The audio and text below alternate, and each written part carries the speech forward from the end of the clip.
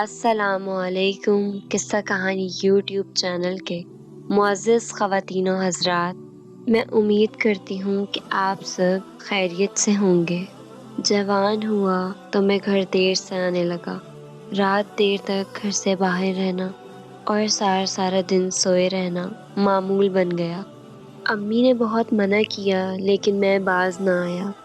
شروع میں وہ میری وجہ سے دیر تک جاگتی رہتی، بعد میں سونے سے پہلے فریج کے اوپر ایک چٹ چپکا کر سو جاتی جس پر کھانے کی نوعیت اور جگہ کے بارے میں لکھا ہوتا تھا۔ آہستہ یہ چٹ کا دائرہ وسیع ہوتا گیا۔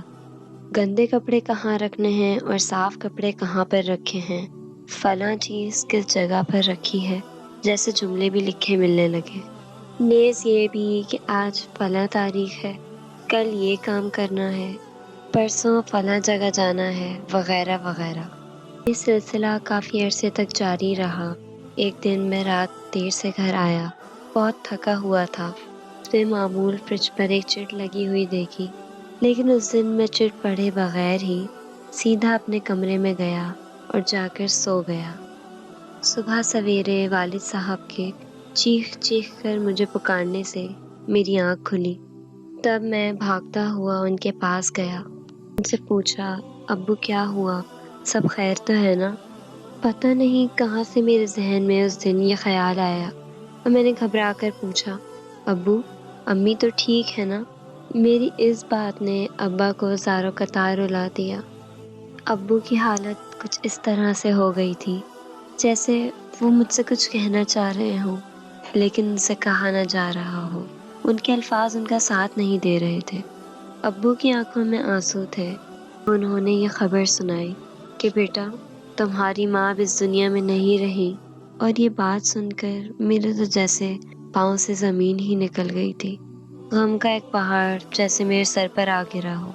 ابھی تو میں نے امی کے لیے یہ کرنا تھا، وہ کرنا تھا، ابھی تو میں سدھرنے والا تھا۔ میں تو امی سے کہنے والا تھا کہ امی اب میں رات دیر سے نہیں آیا کروں گا۔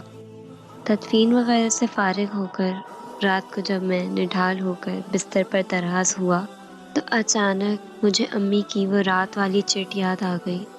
میں فوراً گیا اور فریج پر سے وہ چٹ اتار کر لے آیا۔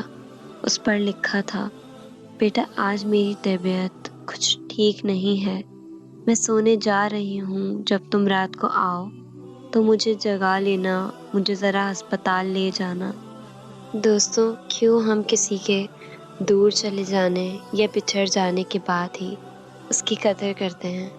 کیوں اپنے پیاروں کی اسی زندگی میں قدر نہیں کرتے جب وہ ہمارے ساتھ ہوتے ہیں، ہمارے پاس ہوتے ہیں؟